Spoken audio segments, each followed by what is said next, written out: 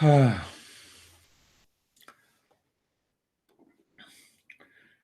see, there was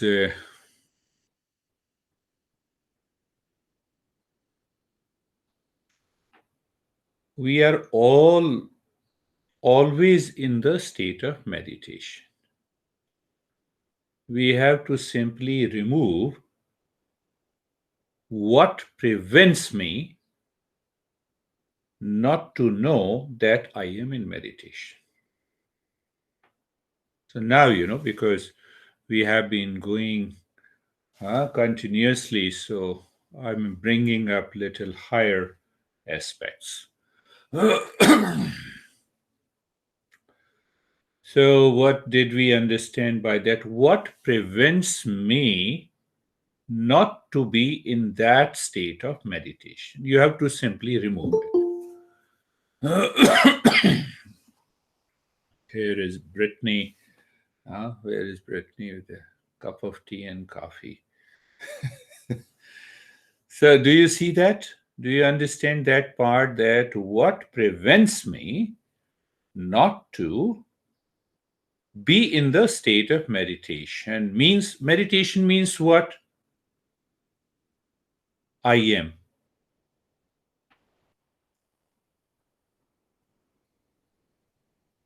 Don't you exist now? Don't you exist now? Yes, I exist. So, what is that? What is preventing me not to know who I am? What is preventing me? What is preventing me? So, without understanding these teachings, because no teaching in the world can tell you physics or chemistry or biology or astronomy, can tell you the answer of this. Do you see that? That is why we are studying. That is why we understand these principles.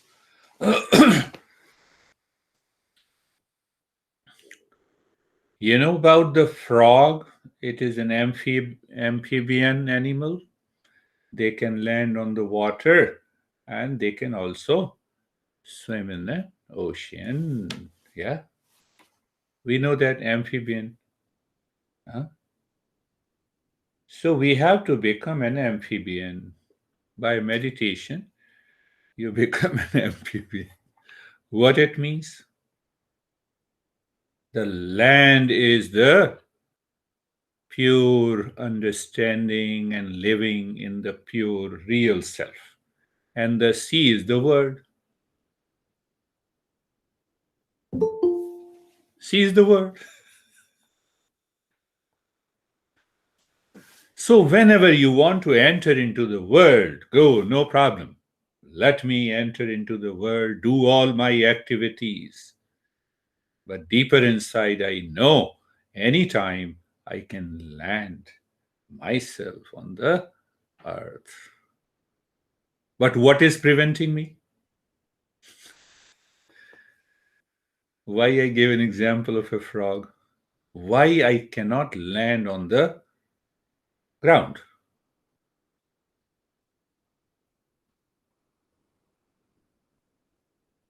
When the frog lays its eggs, it grows into a tadpole.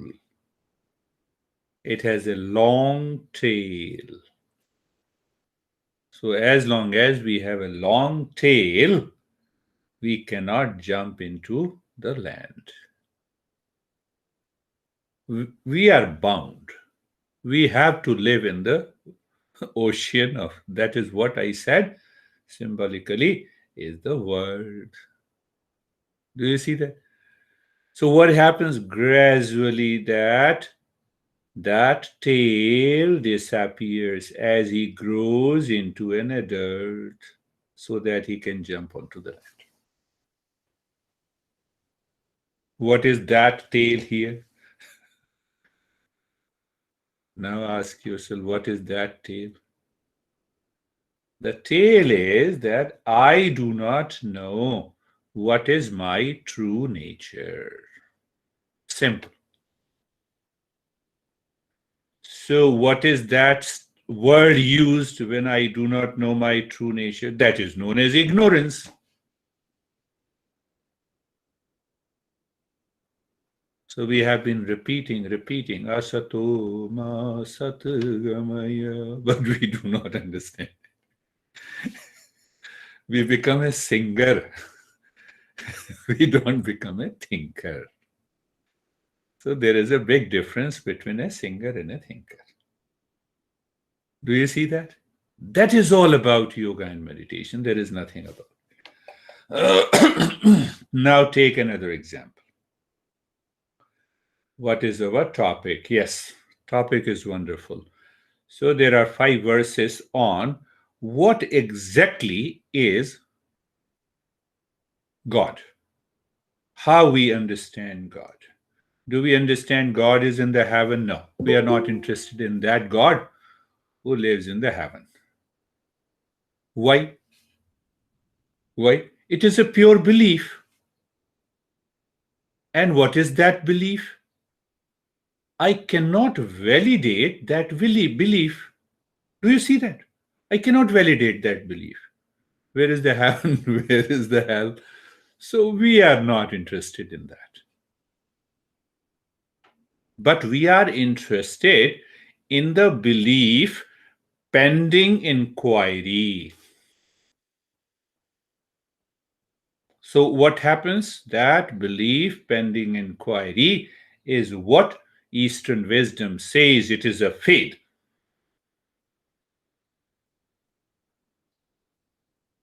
Did you get it? We are going a little deeper and deeper. So take one example. If I ask any one of you, uh, do you know David? Just take an example. Now see that. Pay attention. This is how the logic works. So when you put a reasoning with a belief, then what happens? You start opening up and you get, oh, this is what it is. So I go on talking, David is there. Oh, I talk about his attributes, I talk about his personality, and then you say, oh, are you talking who lives in Paradise Valley? Oh, who lives with Jerry? See that? Who does this business? So by the single word of David, I know all about David. I need not to explain everything. Are you getting it? I say Lara. So name. Name represents all the attributes, characteristics, values. Are you getting it?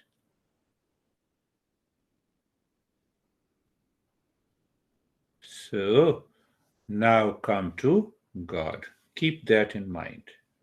We are not looking for a God that is present in the heaven. Huh? Congratulations to those people who have found the God in the heaven. We're not interested. Pure belief, we're not interested. It should be validated. Why? Because I have an intellect. So simple. This is what Patanjali goes on. So now see that. So before he designate a particular word for the God, he says Klesha Karma Vipakashaya Aparamrishtaha Purish Vishesh Ishwarah, 24th Sutra of the Patanjali, first chapter. What he says, that Ishwar is a conscious being that is untouched by klesha, that is untouched by all the suffering. What is that suffering? That is untouched by delusion. That is not seeking the fruits of an action. That is Ishvara. Finished. So first attribute. Now see that. We are defining. As we define David, so we are defining and understanding David. So you see that? Am I living into that state where I don't have grudge against my own ego? I'm untouched. I'm happy. I'm peaceful. See that? Now, second. What is second? Tatra nirtishayam sarvagya bijam. It is the source of knowledge. It is consciousness.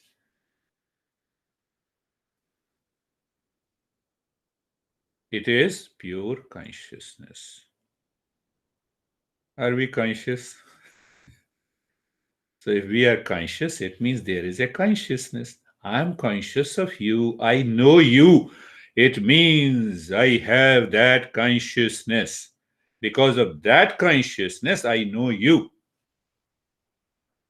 Does that consciousness is free from delusion and suffering? Yes, that consciousness is always free from suffering.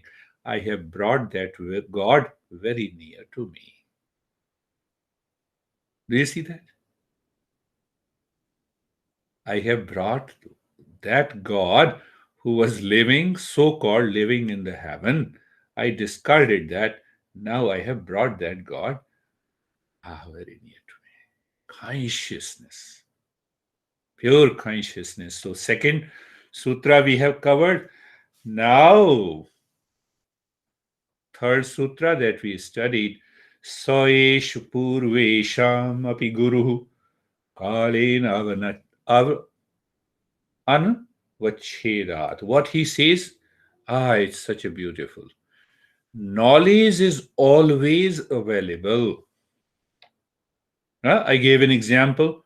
100 years ago, scientists say this matter consists of atoms. Atoms means indivisible. But when they removed the ignorance, they found that that atom is also consists of particles. In recent years, around 20 years now, they say that these particles act as a wave. It does not mean that these particles were not present hundred and millions of years ago. Knowledge was already there. Knowledge always existed. Do you see that? So, what he is saying, that knowledge, because of that knowledge, he is the master. He is the teacher of all the ancient teachers. Means he is all knowing. That is the meaning of omniscient. Omniscient does not mean that I intrude into your private affairs and I know everything. That has nothing to do with all knowing. Okay, you are all knowing. So tell me what I did yesterday. That is crazy stuff. So you are going in a wrong direction. So understand that. So we are, the third part is, he's all knowing. He's all knowing. What is preventing me? What is preventing me from all knowing? It is the ignorance. It is the same tail. If I remove that tail, I will know. Huh? So you see that seeker, if you are a seeker, then we don't talk about heaven and hell. We don't talk about pure belief that cannot be validated. Do you see that? That cannot be validated. I'm aware of you, you are aware of me. It's a validation. So you see that? The journey of meditation or yoga is pragmatic. Pragmatic. It's purely pragmatic. I think you understand that word very much. We use, huh? We use. It's a pragmatic journey. So we are subjected to insecurities and searching security. We cannot find any security in the world outside because it is subjected by time, people, relations, objects that are constantly changing. And what we have found, a state of the being, consciousness, all knowing, free from delusion.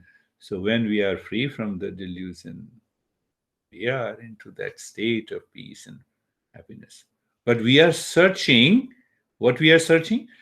We are searching a word to designate what should be that word. Huh? Parents, just out of maybe sometime out of lot of thinking and sometime out of a chance, huh? Parents named you Christina.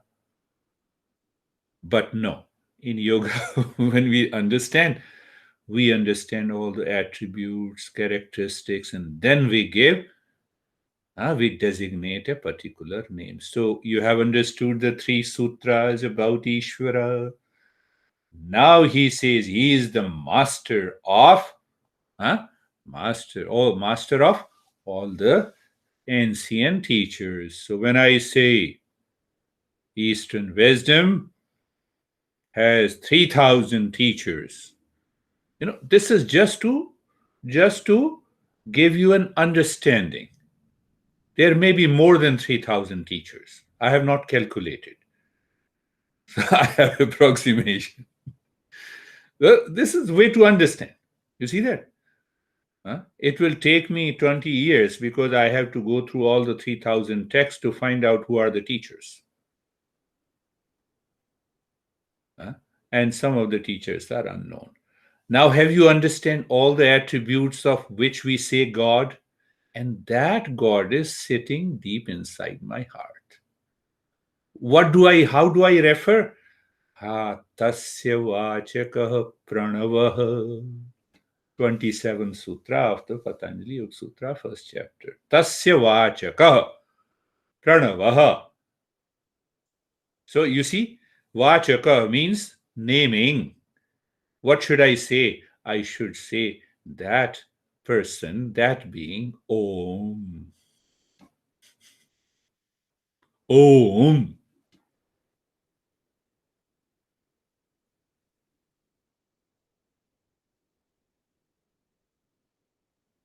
So many people ask me, my near and the dear ones, here in Arizona, which is the best mantra to practice? I said, you first become the best, then any mantra will do. Any mantra will do. So, what is that meaning? Now, take the previous example. I have explained the attributes of the David by which I know David. Clear? So, it's a single word that represents lot of attributes, right? Now, Om represents all the attributes explained above.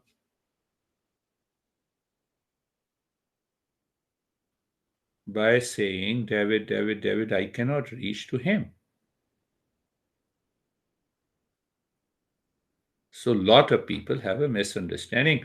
Oh, just do Om, Shanti, Shanti, Shanti. It will not work. Tasya vachakah pranavah. It means when I do practice of Om with these attributes in the mind. Are you getting it? Tasya vachakah pranavah. So the master is saying that Om is the designator of what we say, God, and that God symbol,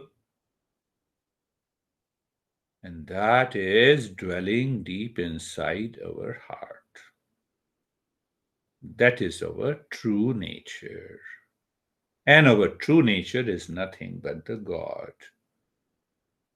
So we find our God deep inside the heart. So when we reach to that higher state of meditation, then we see the same Om is pulsating in everywhere. It is the same. So it's a true experience of omniscient and omnipresent when we use the word. Huh? I'm using the word for the sake of understanding. So you see that the way I see you, the same way you see that.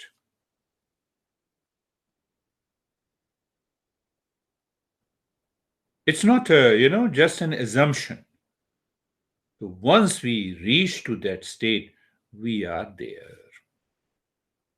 That is the ultimate of meditation.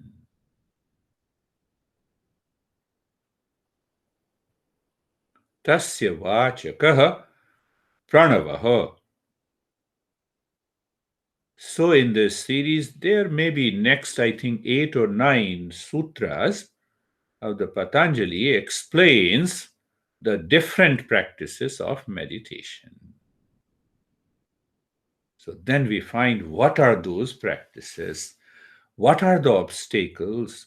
What prevents me to reach there? There are 9 obstacles. 9 obstacles leads to 4 acute symptoms. You'll be surprised. 3,000 years ago, when Patanjali was there, he explained what happens to you when the mind lives in delusion. Short of breath, shaking of the body. He is explaining. Here, he was the greatest psychiatrist and psychotherapist. He explains that. What are the 9 obstacles? He categorized them into 9 obstacles. And then he said, additional, these are the 4 different symptoms that you experience. When you have those experiences, think that mind is in delusion, bring it back. You have a tail, tadpole. You have to remove it before you enter into the highest state of the calmness and peace. Now, think is, can we say all attributes in a single word? Yes. So, what a big deal if the master says it is Om? One. Second, we need to understand why they have designated this word. Why not Calm? Why not Lara? Why not David? Why not Brandy? That also needs to be understood. So, when you have that clarity, then what happens? You have 100% clarity. Let us go to David. So, means what? I know where he is, where he lives, how long it will take. I will reach there. Do you see that? That clarity is there in this journey. That clarity is there in that journey. So that is why can we say all attributes in a single word? Yes, and that word is Om.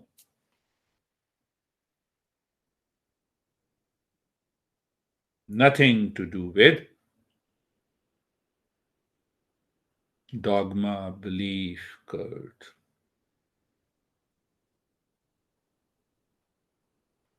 Maybe I think I would say there are more than 15 different texts by different teachers. They have explained Om differently. Why they have explained differently?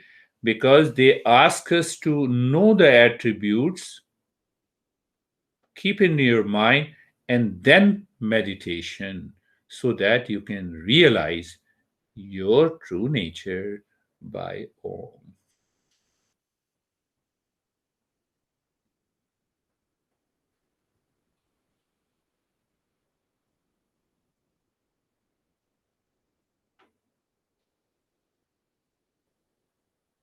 Hmm? So maybe I will pick up at least 6 or 7 practices I normally have designed based on the Om. So you have to be ready in the following weeks. Om is one designator, but we have different approaches. Meditation is one, but we have different approaches. Brandy, that is the right expression. So, based on my mental temperament, I have to find out. First, I have to find out which practice is good for me. But in this group, I follow an approach for group meditation. So, did you get it? Did you get some idea about it? Om tasya vachakah pranavaha. I remember that Om is present deep inside my heart, free from doer and the enjoyer, free from the law of karma. I can use that word, yes. Free from the law of karma, ever present. Why? It is the source of all the knowledge. Where it is dwelling, where its location is deep inside my heart.